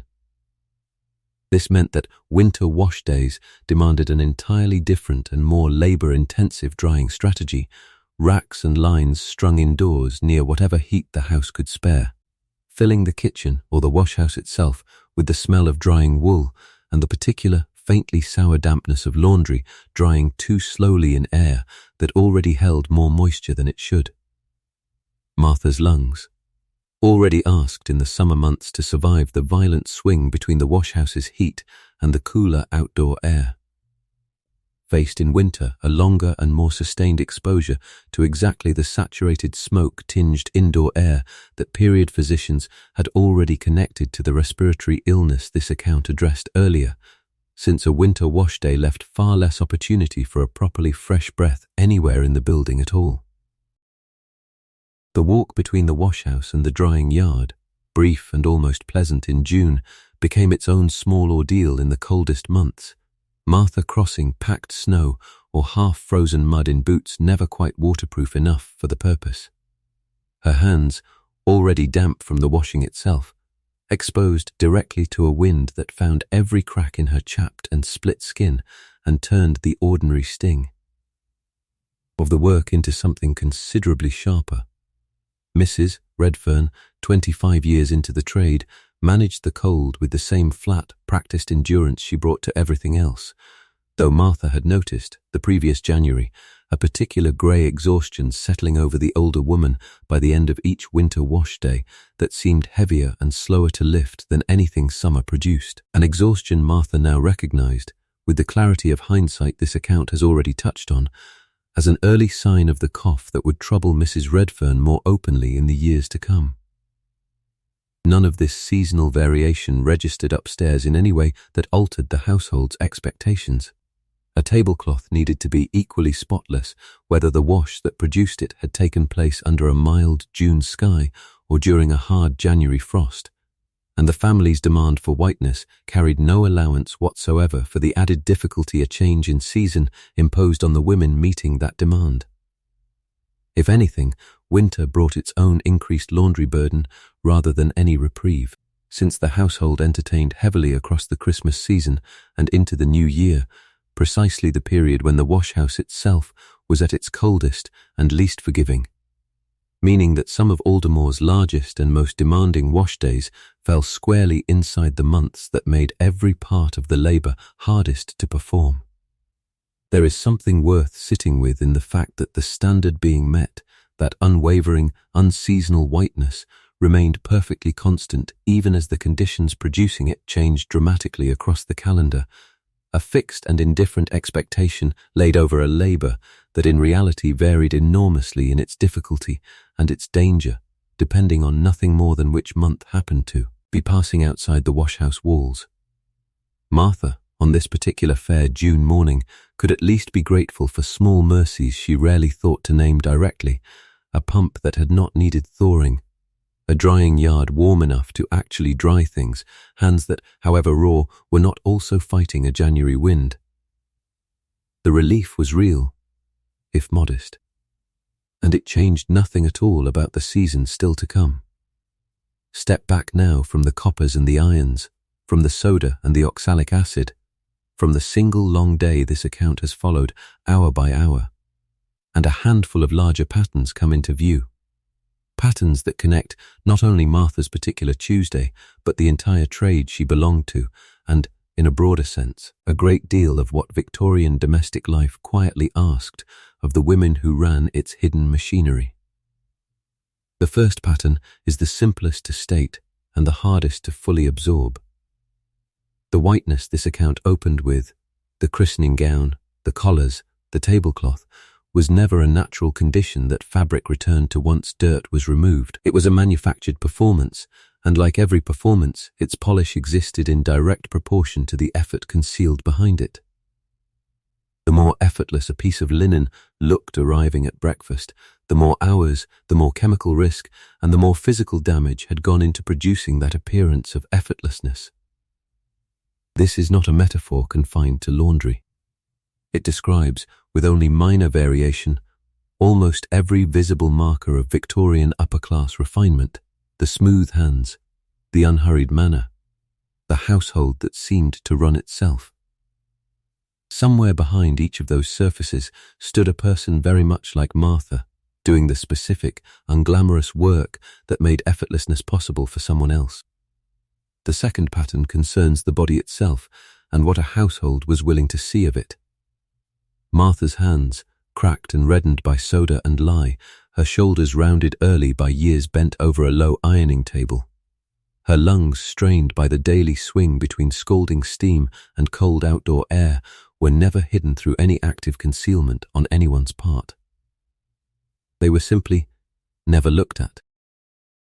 The household did not need to forbid its members from noticing the cost of its own linen, because the entire architecture of the arrangement, the separate washhouse, the back stairs, the fixed hours that kept Martha awake and working while the family slept, ensured that the noticing never had occasion to happen at all. A thing does not need to be hidden if it has already been made invisible by the ordinary shape of the day. The third pattern sits inside the servant hierarchy itself, and it mirrors the first pattern almost exactly. The dirtier, harder, and more hazardous a category of work, the less the household paid for it, and the less social regard it received. An inversion that would strike most people today as obviously backward, but that nobody inside Aldermore's own social logic seems to have questioned. Martha earned less than a housemaid whose work left her drier and more presentable, and considerably less than a cook whose skill was at least visible in the results a family could taste and praise. The very features of laundry work that made it hardest, the chemicals, the heat, the physical strain, were the same features that kept it socially invisible, and that invisibility, in turn, kept its wages low. Difficulty and value moved in opposite directions, and nobody with the power to change that arrangement had any particular incentive to notice. The fourth pattern concerns time itself, and the uneven, indifferent pace at which relief eventually arrives for people in Martha's position. The steam laundries beginning to open in Britain's towns represented a real and eventually significant change to this trade. But that change moved at the pace of investment and profit, arriving first for the households that could afford new equipment, and only much later, if at all, for a girl already 17 years into a body that had absorbed the old way of doing things for 3 years and would absorb it for years more before anything resembling mechanical relief reached a house like Aldermore. History did not owe Martha its improvements on any particular schedule, and the fact that change was coming for laundry work in general offered her, personally, almost nothing she could use on any actual wash day of her own working life. There is a final pattern worth naming, quieter than the others but no less real, and it has to do with what Martha carried that nobody else in the household ever saw or asked about. The lavender folded into her apron pocket, the coins accumulating beneath a loose floorboard. The hour in the cool of the parish church on her rare free Thursdays. The discretion she practiced without ever being formally taught it, noticing everything the household's linen told her and repeating none of it. None of these small, private facts appeared anywhere in how Aldermore understood her, and yet together they amounted to something the household's entire hierarchy had failed to account for entirely, a whole private person existing underneath the role, with her own preferences, her own modest hopes, her own quiet strategies for enduring a life that had been assigned to her rather than chosen. The household saw a laundry maid, it never saw Martha, and it never occurred to anyone that there might be a meaningful difference between the two. None of this amounts to a lesson in the sense of a moral to be drawn and neatly filed away. It is simply what becomes visible once the whiteness is set aside and the labour behind it examined on its own terms, a pattern of concealment, undervaluation, uneven progress, and quiet private endurance that repeated itself, with only small variations, in washhouses across the length and breadth of Victorian Britain, in every household grand enough to require the performance Martha's body made possible. She was one girl, in one washhouse, on one particular June morning. She was also, in every respect that mattered to the system she worked inside, entirely unremarkable, which is precisely what makes her worth this much attention now. Return now to the christening gown laid out across a bed for a full hour before anyone touched it again, the Honiton lace over silk catching the low morning sun, the column of white lifted on 2 hands as though it weighed nothing at all. Return to the men in their dark coats and their impossibly white collars, to the tablecloth falling in folds crisp enough to look cut from paper, to the whole immaculate performance of a household announcing, without a single word spoken aloud, exactly how much money and discipline it commanded. You know now what that performance actually cost. And the knowing changes what you are looking at, even though nothing in the scene itself has moved. You are looking at a gown that a 17-year-old girl helped ready by candlelight after already working 20 hours without proper rest, testing the coolest available iron against a scrap of spare linen again and again before it was ever allowed near the lace. You are looking at collars that owe their brilliant, unnatural whiteness to a girl's bare hands submerged for years in caustic soda solution strong enough to leave her fingers permanently split at the knuckles, and to a small stick of oxalic acid crystals, genuinely toxic, mixed and applied with nothing more than practiced care and an unlabeled jar. You are looking at a tablecloth carried through hundreds of gallons of water hauled bucket by bucket across a cold stone yard before dawn, boiled in a copper heated by a fire that same girl built with her own blackened hands, dollied and wrung by arms that would ache with a deep specific fatigue by noon and had already begun, at 17, to round her shoulders the way 25 years of the same labour had rounded Mrs. Redfern's. You are looking at whiteness purchased with chilblains and rheumatism, with a chronic cough nobody upstairs had noticed yet, with the very real chance that a smallpox outbreak in someone else's sick room might travel to this household's laundry maid through nothing more than an unwashed sheet. She is not the porcelain figure the christening photograph, had anyone thought to commission one, would have suggested. She is a person in a demanding body, doing a job the entire household depended on and refused to look at directly, earning less for it than a housemaid earned for work that left her hands merely tired rather than scarred, respected less for it than a cook whose skill her employers could at least taste and praise aloud. She carries a private twist of lavender in her apron pocket so that at the end of the longest days she can still smell like something other than lye. She keeps a small tin of coins hidden beneath a loose floorboard, counted in private, spent on nothing yet, representing choices she may or may not ever actually get to make. She notices everything that passes through her hands, the stains, the mended collars, the occasional secret folded into an unfamiliar handkerchief, and she says nothing about any of it.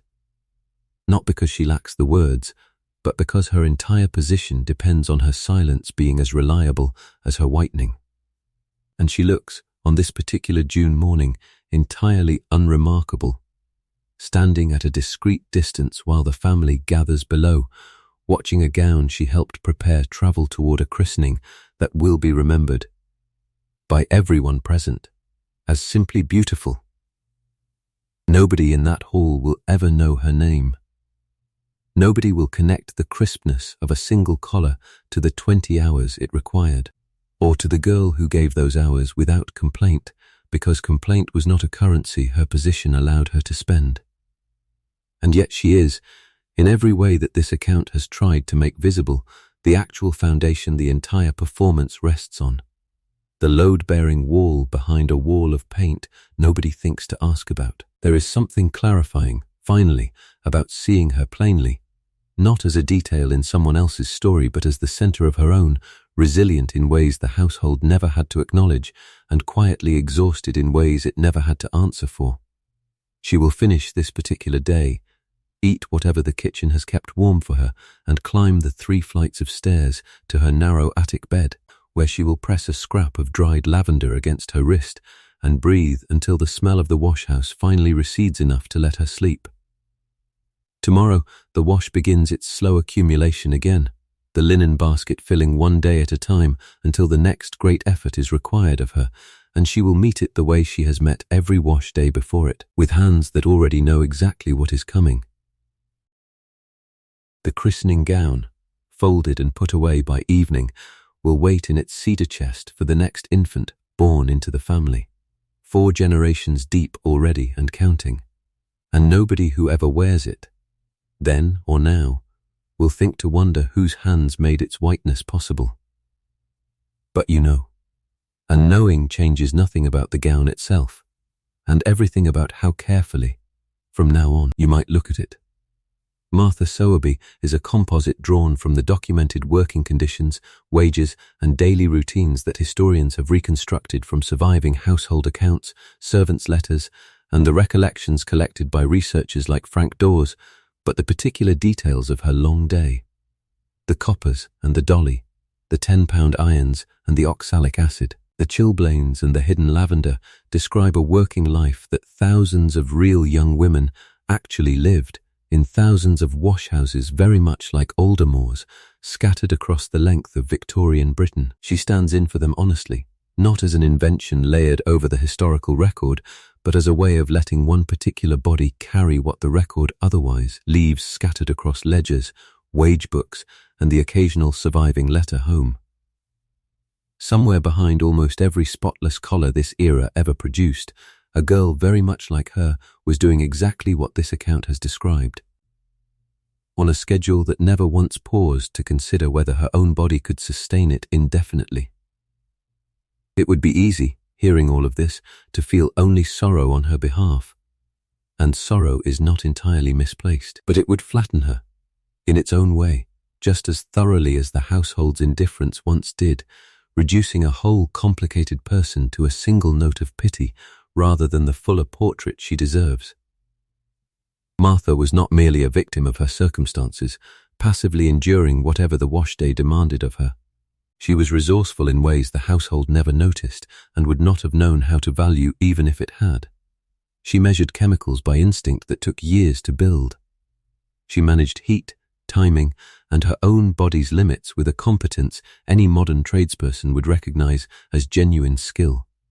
However invisible that skill remained to the people who benefited from it every single day. She protected herself in the small ways available to her: a scrap of lavender, a private tin of coins, an hour of stillness in a cool church on a rare free afternoon, and she did all of this without any expectation of acknowledgement, because acknowledgement was never part of the arrangement she had been born into.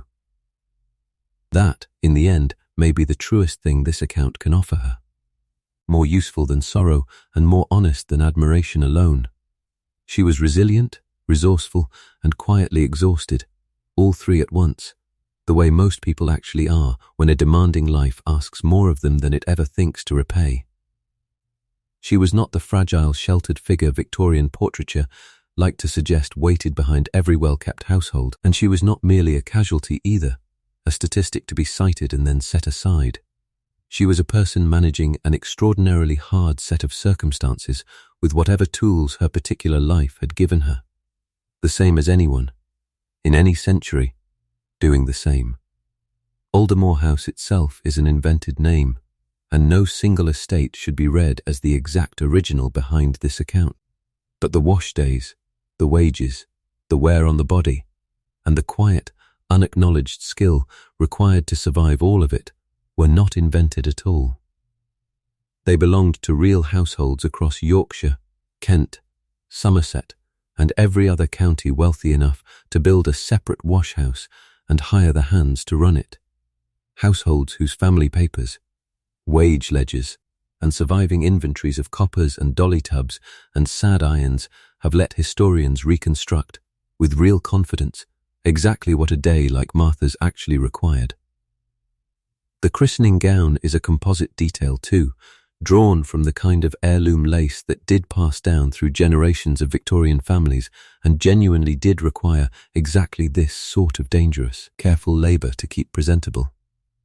Nothing in this account asks you to believe anything that the historical record does not, in its own patient way, already support.